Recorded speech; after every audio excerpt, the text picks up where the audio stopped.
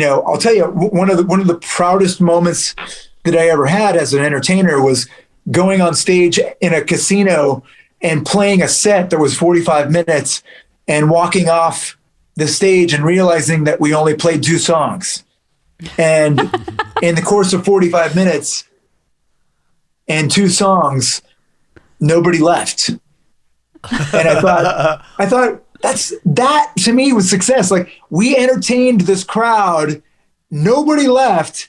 We played 2 fucking songs. So that meant for fucking 38 minutes, we fucking just bullshitted with people, and they were entertained enough not to throw anything at me or leave the fucking audience. So to me, that was cool. Like, if you've got that tool, then do it.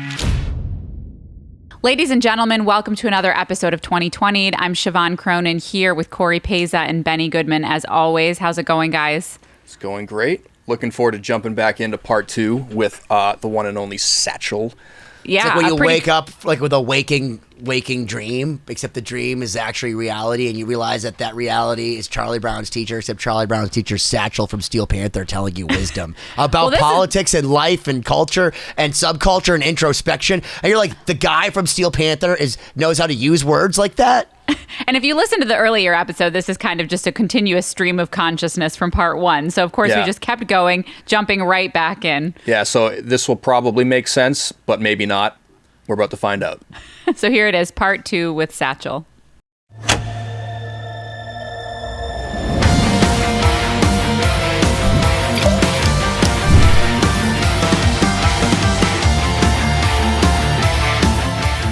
We're still an underground band, so we don't get on the radio, all that shit. We don't have we never had like a year where we went, oh, Steel Panther blew up. So we're just constantly, gaining new fans. So every show that we do, there's always a lot of new people that have never seen us play live, which is great. Although most of those people have seen us online on seen videos and things like that. But there's always a handful of people that haven't seen anything, and they're just like, oh, their friends drag them to the show. They go, you got to see this band. But in the beginning, that was every show we did for years and years and years. And everywhere we played, there was a brand new audience of like, who are these guys and why am I here? So, and I think that that's a great thing for any band, like to just book gigs, because if you go on stage and there's a bunch of people that don't know who the fuck you are, and that's another, like if you can get a gig opening up for a big band, that's a good way to cut your teeth too. Like just winning crowds over and going on stage and going, I'm going to do what I do and I'm going to win this crowd over. And sure, there's going to be people that hate me, but I'm going to win as many people over as I can. And for us, that's an ongoing process. Like we're still doing that to this day. And there's still, the last show, every show we do, we always ask how many people have never seen us before.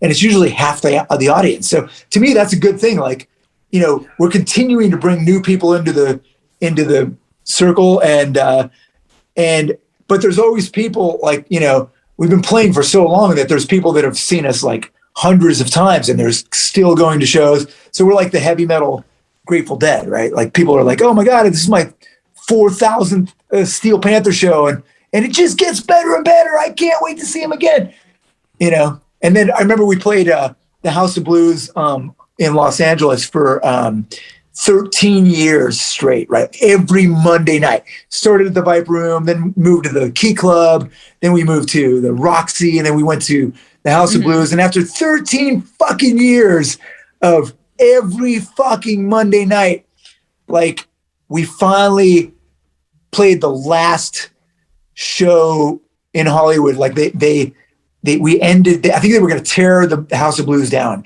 And I remember like leaving the show that night and there was somebody waiting outside.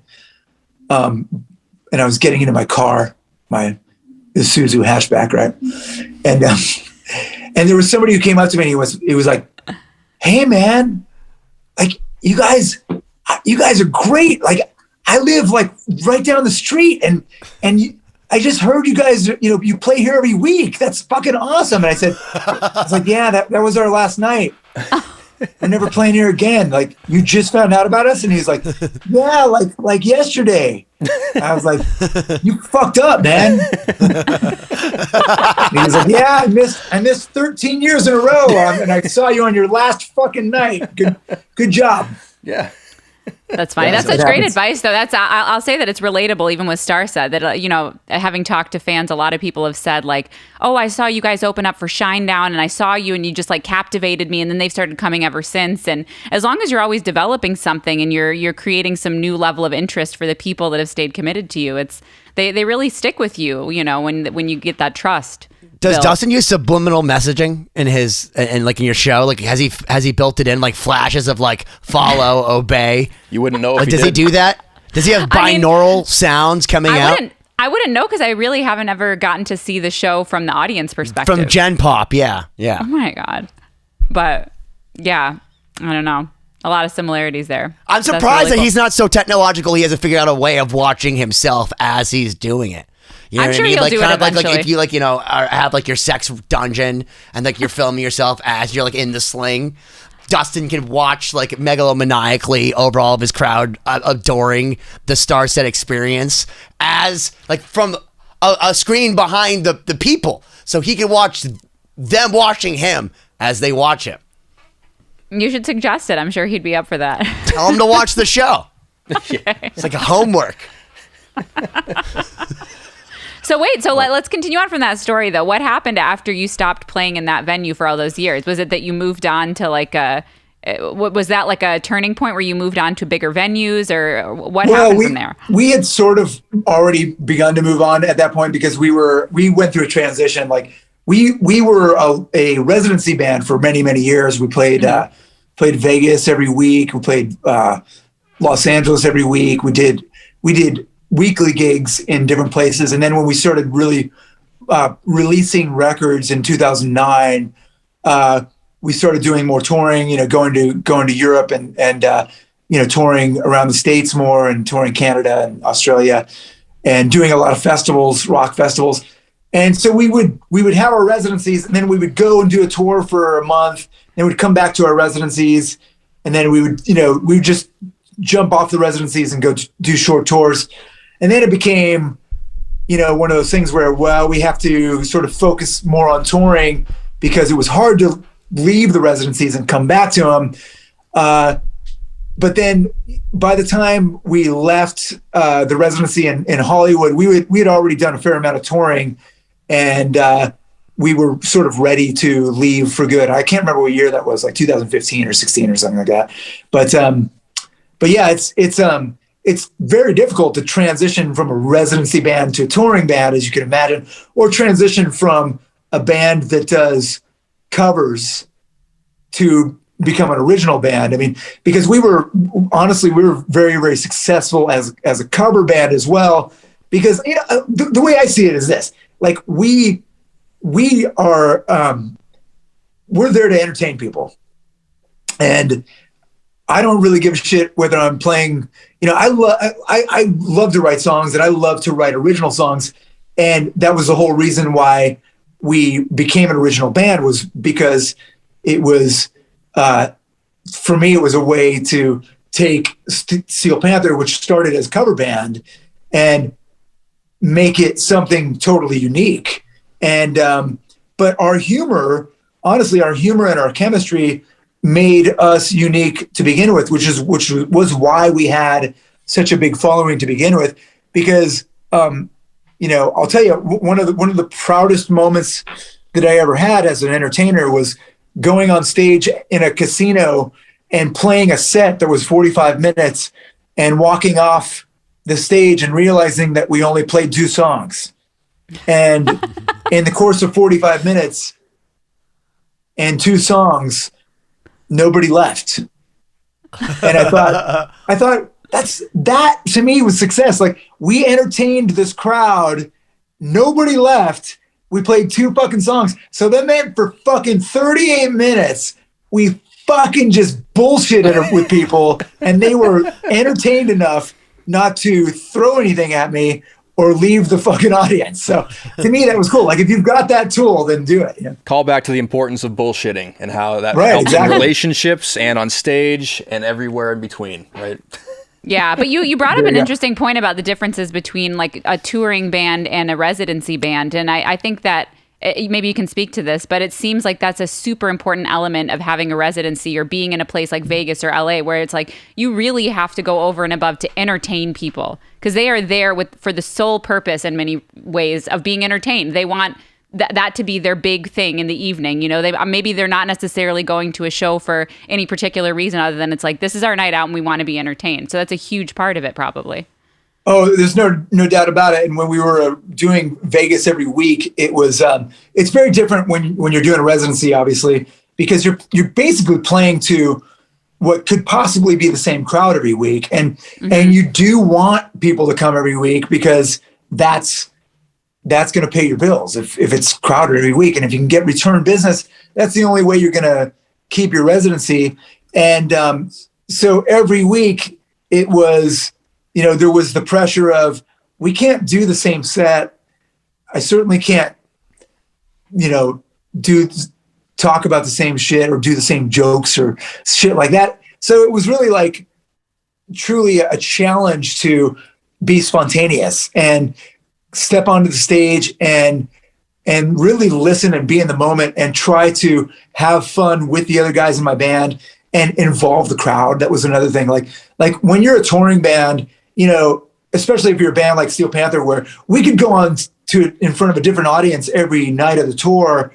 And if I have a dick joke that's funny, you know, I could potentially do that joke every night and it would be fresh every night. Right. Mm-hmm. But that to me, that sort of promotes something that it'll become stale really fast because it's not natural. You're trying to, like, you know, you're relying upon this used up old joke in your bag of tricks every night. And it also promotes people being complacent and not listening. So if you're all on the stage together and you're just, you know, okay, we just did the third song. Now we're going to talk to the crowd and he's going to do his dick joke about, you know, whatever.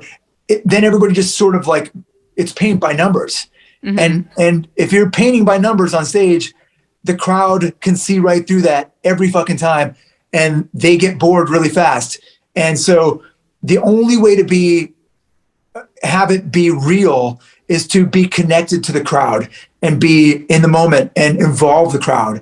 And that way, you know, everybody in the band is forced to listen to everything that's being said.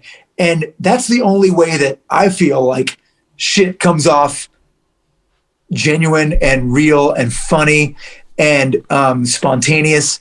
And it's the only way that's the real reason that people come back, I think. Because if you went and saw a band and it was like, and let's face it, there's a lot of bands like that where you go see a band and you go, oh yeah, you know, I saw Bush 3 times and that was enough for me because it was the same fucking show. It was the same show every time I see him. And he said the same thing. And that's not, you know, I'm not pointing Bush out as, you know, I got an email from Gavin. He said, fuck you, Satchel. He is dreamy. And I will say that I have like 3 pictures I've taken at the same 3 Bush shows. And he does the duck face no matter what he's doing. So it's like, right.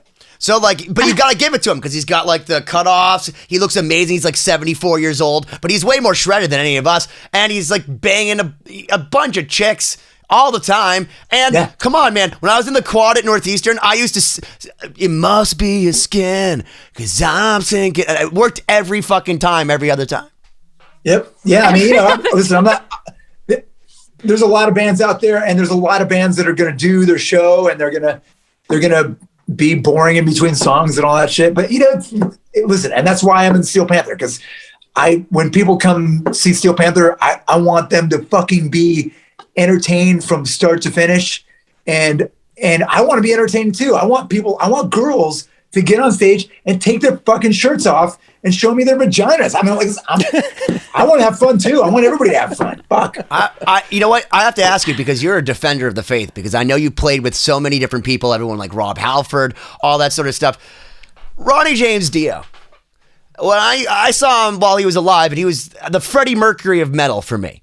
But he would always come out and be like, this next number is the second track off Long Live Rock and Roll from Rainbow. This is Gates to Babylon, or whatever. And he was so formal. Do you think it could have worked with Steel Panther and Dio? Because I feel like he rides a lot of tigers, and he's a rainbow in the dark, and we rock.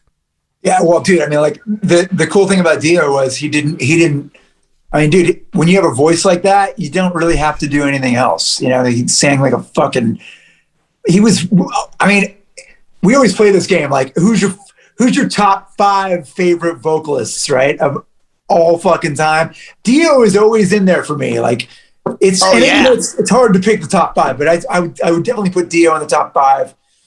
I would put, you know, there's certain guys, it's hard because 5 it's not very many. So Dio, you know, I would probably put Rob Halford in there.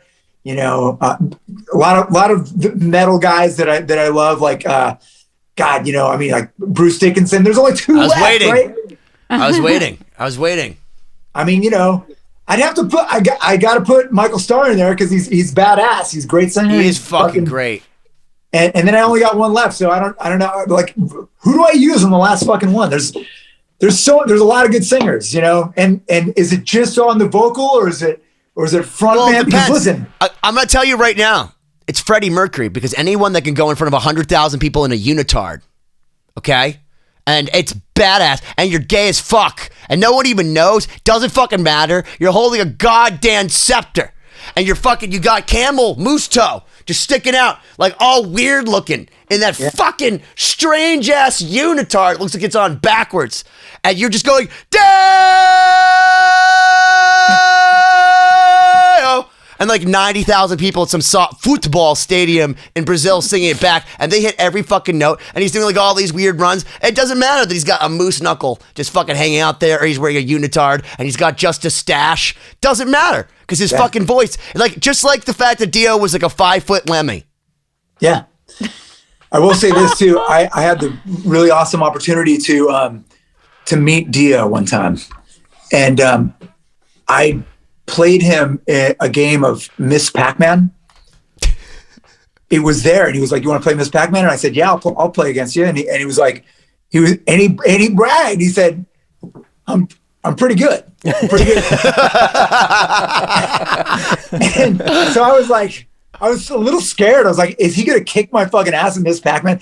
Now he played his first man, and you know, lasted a little while, and then I got on and I fucking destroyed him. I had the best game of Miss Pac-Man I've ever played. I think if he could have like shot lightning bolts out of his fingers, he would have killed me right there. Seriously. He was mad at me. How do you forget? But that should be the name of your autobiography. It should be like Miss Pac-Man with Dio. Yeah, by Satchel. Shit, it was a moment. It was definitely a moment. That's a moment, dude. Like, if there ever was a moment, it's literally saying that, like, and the next number is me up for Miss Pac-Man. It's my turn. I'm on this side, right?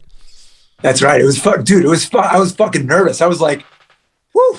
Was it a double-sided one, or was it one of them where you had to actually like move out of the way and let your friend in? No, it was move out of the way. It was right. It was stand-up game. So it was cool, man. One of those stories that, you know, you never, you know, I mean, shit, dude. Like, you look back at your life and you go, I can't believe I got to beat Dio's ass at Miss Pac-Man. I mean, like, how many people get to do that? Yeah. I'm probably the only one. You know, it's a weird, I keep saying all these weird synchronicities. And I actually, when I met Vinnie Paul, the first thing we did was play air hockey, and I won $300 off of him. And I'm thinking to myself, that's it. Well, and he said to me, he goes, "Kid, that was the best game this whole tour. I got one of these in my fucking basement." And I'm like, wow. Come drink with me. And like melted my mind with black tooth grins and fucking, 7 and 7s. But like, that was how I met him, because there was a bunch of strippers around a fucking air hockey table, and he's just throwing shit like, "Fuck the Patriots." Or what? I'm like, wait, that's Vinnie Paul. Right. And he was saying, "Who's going to throw down?" And next thing I know, I see myself throwing a $20 bill down. And I think to myself, how do you beat that story? Like playing Vinnie Paul and winning. And it's Ronnie James Dio. And move out the fucking way. Last in line for Miss Pac-Man. That just destroys. That literally destroys it like a rainbow in the dark. Yeah, it was. I mean, listen, Vinnie Paul was fucking awesome, dude. I got to say, I went to a Pantera show when they were playing in Amsterdam years and years ago, and I went with a friend of mine, and we all smoked pot with Pantera. Like, but this is was that the Dynamo Festival? What's that? Was that the Dynamo Festival in Amsterdam? No, it was a headlining show. They were at, I can't remember where they played, but it was somewhere in Amsterdam, and we were backstage with them before they went on, and we smoked pot with them, and those guys, like, they smoked so much fucking pot before they went on that my friend couldn't move. He passed out from the pot and fell asleep on the floor backstage. And I went out and watched Pantera, and those guys were already smoking when I got there. And I was so high, I couldn't feel my toes. And those guys went out and they played the tightest set I've ever seen a fucking band play. It was the most mind-boggling thing I've ever seen. It's incredible because when I first saw them, that's exactly what I thought, because Dimebag Darrell would come out on stage, and this is like, I think, Ozfest 97 or whatever, and the first time I'd ever seen someone bend a note by like pointing to the sky first, like Babe Ruth, like I'm going to hit it out. He's like, I'm going to squeal up this way. As his dude comes over and pours fucking alcohol in his mouth while he's playing No Big Deal.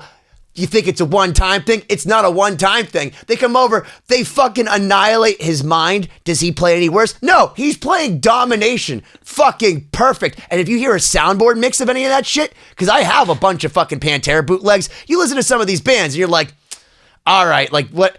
Pantera was like, it's like Rush with a real singer. Like that's what that band was. Like and they sound perfect. And they could be annihilated. Annihilated, it didn't matter. I know, and to know that they were fucking totally wasted while they do it.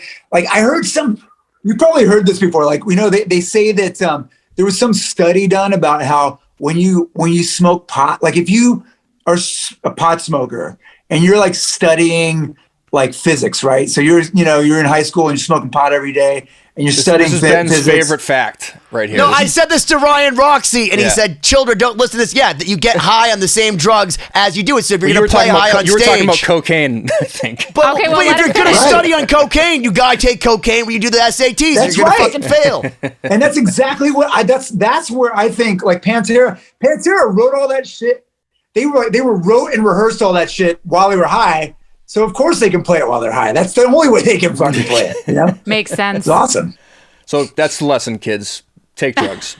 Yes. There you go, kids. Smoke as much pot as you want. Whatever you do in practice, do it for the real thing, apparently. Well, if it makes me feel better, Shannon Larkin, I was talking to him, the drummer from Godsmack, but used to play in Wrathchild, was telling me he's like, oh, I go way back with those guys. They used to open for me. And I'm like, what?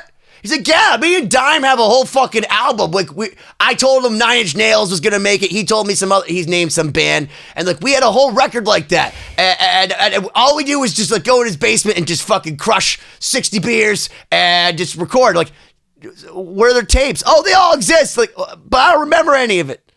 And I just want to hear the Dimebag Darrell tapes, because you got to think, like, how many times did Dimebag, who was a Jedi, whilst fucking drunk, because you knew he was drunk and stoned all the time. Like, it was just a fucking fact. Hence the name Dimebag. Like, how many albums did that guy, was he the Prince of metal? Like, does he have like whole fucking records that he wrote just for like, going out with Zakk Wylde, like shooting turkeys? Yeah, you know what? That I would not be surprised to see something like that come out at some point, but it's probably like probably in Vinnie Paul's basement somewhere. Somebody will dig it up at some point. That's true. That's true. In fact, and I have to ask you this. So I saw a statement from Rita, who is Dime's widow, and apparently she's like fighting with Dean Guitars because they're saying that she got a call that like 16 years after he's dead, that Dimebag doesn't matter enough. I don't know what the deal is, so I can't speak for Dean or whatever, but does that make you a little sad? Because like I read stuff like that, and it makes me sad because I think to myself, like, do you think that like I don't know, Fender, whoever owns the Eddie Van Halen name, like, are they going to drop Eddie one day because kids don't fucking care about Van Halen? Like, you should care. Like, fucking spoon feed them some Dimebag and they'll feel better. It's medicine. Well, wait, so Dean said that the name Dime wasn't selling enough guitars? Yeah, they're dropping him. I guess there's some letter, like, you know when people post too much stuff on the internet and you're like, I wouldn't have known this unless I read your diatribe. Well, I read the diatribe about, like, to Dean guitars about how, Dimebag supposedly doesn't matter anymore. But it hurt my feelings because I'm thinking to myself, it is a corporate world out there and we're going through the COVIDs thing. Like, are they did somebody in Dean, like some young millennial walk in and say, Dimebag doesn't matter enough to push it? Well, you know what, dude? I mean, like, honestly, I mean, in the world of guitar, Dime is always going to matter, right? So in the world of metal and always. So, but these companies, I would imagine a lot of these companies are having a hard time just selling fucking guitars. I mean, you've probably noticed when you go into Guitar Center now, like even just like 10 or 15 years ago, when you would walk into a Guitar Center, a lot of the guitars on the wall were, between $600 and $1,000 or a couple $1,000. And now, like, the vast majority of the guitars on the wall are like $100 or $200 because I think they're just like, listen, we just got to move product, like, because there's not a lot of music. The popular music isn't rock music. Getting kids into instruments is very difficult to do. Right? But I can tell you that I've seen this from the backside. This is one of those cases where I'm glad to say that I think you're wrong a little bit because the mom and pop music store, so Guitar Center. I gotta go. I'm just kidding. The mom and pop music stores that had been destroyed by the faceless corporations that are, Guitar Center and all those things, are thriving more. So, one of my buddies owns a guitar store in Boston, and throughout the whole COVID thing, people would be like, so how you doing, man? So how you doing? And he'd just be like counting money, being like, better than I ever have. It's a lot of online sales, though, isn't it? But so it's a lot more direct sales. But because Guitar Center became a faceless corporation and ripped off enough broke guitar players and bass players, the mom and pop stores are actually thriving now. So a lot of these stores that you didn't ever see before are doing better. And like for me, I miss the mom and pop stores. I miss going to a specific, music store, and that's the one good thing that I feel like I've seen from the COVID and from all this bullshit with Guitar Center is, you're right, you go in, I went to the Vegas Guitar Center and it's like walking in after somebody like raided a yard sale and you're just like, what the fuck? But you go you go to Bay State Guitars in Boston and they got like a 1939 F9 Martin on the wall that's 20 grand and fucking 50 other ones like that. And you're like, how do you even exist? It's like, I take care of people. I make guitars. It's like people come to me because they know I offer quality, which the guy for $4 an hour that doesn't know how to open the Gibson case, he's trying to open it and do the latch on the other side, like running the Guitar Center, like that's why they don't have anything at the Guitar Center in Vegas. Well, there's also Sweetwater now, which is just like has everything. Yeah, you go to Guitar Center. You go to Guitar Center to try everything out, and then you order it online for cheaper. Right? Yeah. That's how you kill businesses. It's a strange time. I do have hope though that I know there's a lot of kids that love music. Oops, sorry, did I lose you? Oh, no, you're back. You're back. There's a lot of kids out there that are that love music and they're getting into music through a lot of older rock music stuff, and a lot of kids love playing guitar, love playing bass and drums as well, and obviously it's a weird world. Like we live in an Instagram world where people are like, okay, I gotta make my 15-second Instagram clip of me shredding so I can get another 1 million followers, and it's weird because it's short attention span theater world that we live in, 15-second clips and shit. But people are still learning, from music of the past and learning, how to write songs from past songwriters and shit like that. So I do have hope that rock and metal and playing instruments in general will continue on. I think people will always play instruments because it's fun. It's fun. It's crazy you say about the attention span because I saw one of these guys and he's was one of the most influential guitar players, but then he posted something like, I have never played something over 1 minute and 13 seconds or whatever. And for 45 seconds, he could sound like Nuno, he could sound like Paul Gilbert, he could sound like Eddie, but it's like, dude, until you played to like nobody and like the moms of the other bands and like sounded like shit and got fucked at the soundboard and like you suck. And like there's something about like, you know, people go, oh, look at this kid that plays Eddie Van Halen who's 7 years old in Japan. That kid didn't fuck your girlfriend. That kid didn't know the Ice Cream Man. That kid didn't have to hang out with David Lee Roth. But the thing is, you can hear that in your fingers and in your playing, and there's an authenticity to that, especially with Steel Panther, because, you know, having seen you 20 fucking times, you guys say different shit every night. You really do. And I'm just like, I don't know how they come up with it, but it's fucking hysterical. And I laugh every single fucking time. Well, you know, I think it's one thing to, you know, play guitar in your bedroom. I remember like hearing when I was a kid, when I was a teenager, and hearing somebody pontificate about how good you have to be just be able to play in front of a fucking audience. Like when you're playing a piece of music in front of an audience, you have to be like 37% better than the actual piece of music you're playing. Because if you're at the top of your ability, once you get in front of an audience, the nerves kick in. You're like, you're not going to play it that you got to be, but that's part of like why it matters. It matters to play in front of an audience. But is that why AC/DC is awesome? Is because they write the most basic music, but it's just awesome to the core. So they can go out there and it doesn't matter if he fucking sucks. He can just do the leg thing and Brian Johnson or Bonds. Yeah. And as long as Phil Rudd is keeping 4 on the floor, who fucking cares? Right? Well, that's the thing. Like AC/DC is, that's the thing about music. You know, music, when you hear music, it's so easy to hear music. And most people do hear, you know, AC/DC and they go, God, I could play that. And then how many times have you had somebody sit in on an AC/DC song with you and you know, it's like, you can't play this at all. What are you talking about? Most people I know can't play AC/DC. You shook my soul. AC/DC can play AC/DC. All song long. Yeah, and that kind of goes back to like, you know, there's those kids that can play the shreddy solo, the craziest technique for 15 seconds, but they can't write a song. So it can't write a song, or they can't play eighth notes for fucking 2 bars without fucking 3 of them up, right? Oh my God, that's so true, dude. Like, I can't tell you how many amazing guitar players that like Cory or myself punched in, mostly Cory, like rhythm parts, where like it was just basic brum.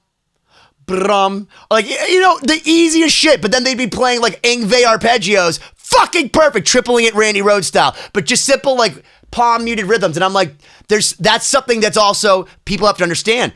The school of James Hetfield. So I wasn't blessed like you where I could do the sweet picks and the hammer-ons, but I grew up thinking that there was only one way down, and it was just down picking because James Hetfield did it. And if you go listen to a song like Battery, you know what I mean? Or like all that early Metallica shit, you're like, holy fucking shit, like rhythm matters. Rhythm matters. So like that's the other thing I love about your playing is, you know, and a guy like Nuno Betancourt, who's on our new song, Take Another Piece, is that it's not just about the shred, but it's also just as much about the rhythmic shred, because there's a side to being able to play. Anyone can solo for 47 seconds, as we've learned from Instagram. But can you play 8-minute songs and make Lars Ulrich sound like he's good?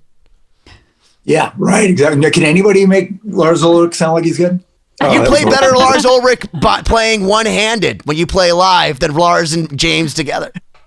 Yeah, I mean it's definitely. I mean, being a great technician on any instrument is, I think that's a goal that most people set for themselves when they start playing. You want to be able to play things that are technically impressive, right? Because it's a challenge and it's fun to impress people. But then after you go to a place like Musicians Institute or Guitar Center and you see every kid doing like, 14 octave arpeggio sweeps and everybody can play fast. I mean, that's no big deal now. Right. So, but then the challenge becomes, okay, can I write a song that people won't turn off in the first 3 seconds? That's a challenge. Sure. Like to write a song where people go. The question then becomes, then how did Vince Neil happen? Yeah. Well, that's a good question. I mean, listen, everybody's got their theory. I think Vince Neil, those guys, Motley Crue is a perfect example of chemistry, right? Those guys had a fucking chemistry. Like they tried to replace Vince Neil with John Corabi. Way better singer. I don't think there's anybody who's going to argue that Vince Neil's a better singer than John Corabi. John Corabi sounds fucking great. but not he's from Motley not Crue. the singer for Motley Crue. And everybody in the world went, we want fat Vince Neil back. I mean, everybody would rather see fat Vince Neil in Motley Crue than hear John Corabi sing great. All right, here's another one I have to understand then. How about when Richie Kotzen was in Poison? Did that mess with your mind? Because that's not a singer, but that's taking a guy like, because CC DeVille's not a bad guitarist, but he's actually got way better since, Open Up and Say where it's like, oh my God, get a metronome. But like, he's not Richie Kotzen, who's a goddamn scientist. And yeah, he's what's up with that? Richie Kotzen's it's the same thing. Like Richie Kotzen is one of the most talented dudes I've ever met. He's freakishly talented, and he's overqualified for Poison. I mean, like, there's the guy can, sing better than Bret Michaels. He's too good for all the instruments in that band. But CC DeVille was the guitar player. That was a band where you go, oh, I want to see that band, like the way they are. It's like, and sometimes, there's just, you can get somebody to replace a dude and it just doesn't work or whatever. But that's why you got to take your time and find the right bass player, right? So yeah, right, I was going to say that. Circle. Yeah. Yeah. Right on. No, absolutely. I mean, like you said about, it doesn't matter if you can play a million notes a minute. I mean, sensitivity and adaptability is so much a part of live performance. You have to be able to follow and be with other people and, even have the ability to write music, not just play like crazy. So that's one thing. And even in classical music, that's one thing I love about super old recordings, like, the 50s and 60s or whatever. Those players were phenomenal because there was no auto-tuning, there was no editing. It was like you did it in a straight shot and it just had to be perfect, and that was it. And they were at that level where live Vladimir recorded, Horowitz! Vladimir Horowitz! Yo-Yo Ma! It's Scott Perlman. Yeah, all of that, like Heifetz and Oistrakh and all the like famous violinists, like they were just flawless all the time, and their level of command was so high because there was no splicing. That was expected of you. Yeah, like you had to be that good.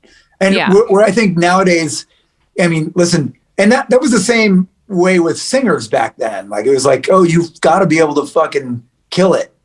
Right? Like you got to be able to kill it. Like, and I mean, I think it matters, maybe not so much in the rock genre. I mean, like there's plenty of Led Zeppelin shows where they were all like drunk and stoned, and Robert Plant was hitting like, he hit every note except for the ones that were in key. Right. But it didn't matter though, because there was a vibe. So, there's dudes that are technically flawless and can hit anything and play anything. And then there's dudes that aren't technically flawless, like Vince Neil, right? So Vince Neil, and here's the thing, like Vince might be fat now, but who gives a shit, right? Like he's always sang subpar and it never fucking mattered. Like nobody was going to see Motley Crue going, man, I hope Vince sings great tonight, because nobody gave a shit. All right, this is an important parallel, again, synchronicity, because how about Gene Simmons kicking off David Lee Roth, Diamond Dave off the tour, because I have to tell you, all right, and you tell me if I'm wrong here. When I saw them in 2007, I was just so happy to see him with David Lee Roth that I was like somewhat, I think, confused at like whether it was good or not good. I was just happy to hear Atomic Punk, and I was just like, oh my God, they're all there. It didn't matter that Eddie was drunk. It was just fucking awesome. But then they came out with that live album. They said that like David Lee Roth went into the vault and could choose out any fucking record, like any album. You could tell they didn't edit it, because it's literally horrifying. And they don't have any live record with David Lee Roth, and he never sang great either. But like if you hear him at the US Festival 83 or whatever, he has machismo, and he was sexy, and he was cool. He wasn't talking about his dogs and his horses running through the fucking fields. How do you feel when a guy like Gene Simmons keeps it real and just says, Dave, get off the fucking stage? Man, you know what? I'm with you. I think it's David Lee fucking Roth, right? So like there's going to be, I think the vast majority of people want to see David Lee Roth because he is David Lee Roth. Like there's listen, our singer, like Michael Starr, can sing David Lee Roth better than David Lee Roth, but nobody gives a shit about that. Like, you know what I mean? Like it's fun to watch him do it, but people want to see David Lee Roth. They want to see David Lee Roth do what David Lee Roth does, and I don't give a fuck if David Lee Roth hits some bad notes or whatever. He's still David Lee Roth. So nobody's going to be the same guy they were when they were 28 years old for their whole fucking life. But David Lee Roth's a fucking legend. So, you know, Gene Simmons will beg to differ because he's been the same since he was 28 years old, and he'll tell you he created Gene Simmons. He is Gene Simmons, and how dare you question? And even when he had a different band, he was still Gene Simmons, and he still is now at 72. Yeah, well, I like Gene too, so you know he's got his own. Gene Simmons and I are never going to have the same opinion about it. Everything, I can tell you that. I don't think I don't. So I have to ask. Okay, so we just went through David Lee Roth and Vince Neil, but there's another guy that perplexes me, and as someone who's such a proficient guitarist, Yngwie Malmsteen. Yngwie Malmsteen has come out and said, "I don't need singers or anything." And you hear a guy like Doogie White, who actually has nothing bad to say about Yngwie. He knew he was just like a means to an end, like a Frank Zappa tool. But he was like, "But Yngwie can't sing." Like, what is he thinking? And Yngwie is like, "I don't care about anybody. I can do all the singing." And I've gone as far as to check out his Facebook and his YouTube, and there's only thumbs up. You can't thumbs down any Yngwie stuff. And if you write a bad comment, which I haven't tried because I don't want to be banned, but there are no bad comments. So I have to think that someone makes them disappear. And I have to wonder to myself, like, at what point does Yngwie start just making the world love him? And then he goes on to Facebook and people will be like, "I'm seeing you in Tallahassee." And he just gives like thumbs up and fire and guitars and emojis. And I'm just, where you got that? What's up Ben? with this? Oh my God. Are you telling me that Yngwie is singing all his own shit right now? Oh yeah, dude. And he has like lyric videos. First off, it doesn't even, and the lyrics, look, man, we all know bad lyrics for metal are like a thing. It's like, he rode a horse across the street. And you're just like, whoa. Well, it doesn't sound anything at all like that because it's got the Yngwie heavy Swedish thing. Dude, go watch it. It's a fucking nightmare. And the guitar playing is ridiculous. The guitar playing is ridiculous. There's no question the guitar playing is ridiculous, but there's not even a song anymore. Like, Yngwie used to be a composer. I have to guess that maybe he was inspired. Well, listen, we all know that Yngwie was heavily inspired by Uli Jon Roth, right? So, and Uli Jon Roth sang on his own solo records too. And I would be one of the people that would say maybe he shouldn't have. I mean, Uli Jon Roth, he's probably a better singer than Yngwie, but he's probably still not as good of a singer as Jeff Scott Soto or, you know, like some of the guys that sang on Yngwie's records. You know, Yngwie had a lot of good singers. And he was really good at picking good singers. I don't know why he would decide that, you know what, this is what happens when you get old, you don't give a shit anymore. You're just, fuck it. I don't need to deal with Jeff Scott Soto anymore. Fuck that guy. Jeff Scott Soto, he's fuck that guy. I'll sing it myself. Like, wait, Yngwie, Jeff can sing. He can sing. But then the other thing is you go and see Yngwie and he has the wall of amps and all that, but he plays 10,000 notes around the crazy notes when he plays Far Beyond the Sun it's far beyond recognizable. Like, as a fan, how do you feel about that? Because I just feel like it's hurtful to me as someone that grew up loving every note. And I'm not saying you have to play everything, but you go see like Joe Perry or a Slash, and they're like improvising their solos hackily, which is great. I love it because it's a little different every night. But it's the solo. It's like Yngwie plays arpeggios through arpeggios. That sounds unbearable. You know what? I mean, you probably know how I feel about this. I like to write songs, and I love to play solos. Don't get me wrong, but I consider myself more of a writer than a guitar player because to me that's the most important thing. If you don't have a good record, you don't have good songs, nobody's going to listen to your stupid solos. So you have to remind yourself of that when you're a player. And we all start off as players. Like, I want to be a good player, but then you evolve and you grow as a musician. And then you start to realize how important it is to be a good composer, because if you're not a good composer, nobody gives a fuck how good you play. If you can't compose something people are going to want to listen to, nobody's going to listen to you at all. And so when I go out on stage and I play songs for people that bought Steel Panther tickets, I'm like, well, I'm going to play the solo that's on the record as close to as I can, because these people listen to the fucking record when they're in their car, and I want to give them that experience. And, fortunately for me, like, I can improvise if I get to do other things like a guitar solo for 10 minutes by myself.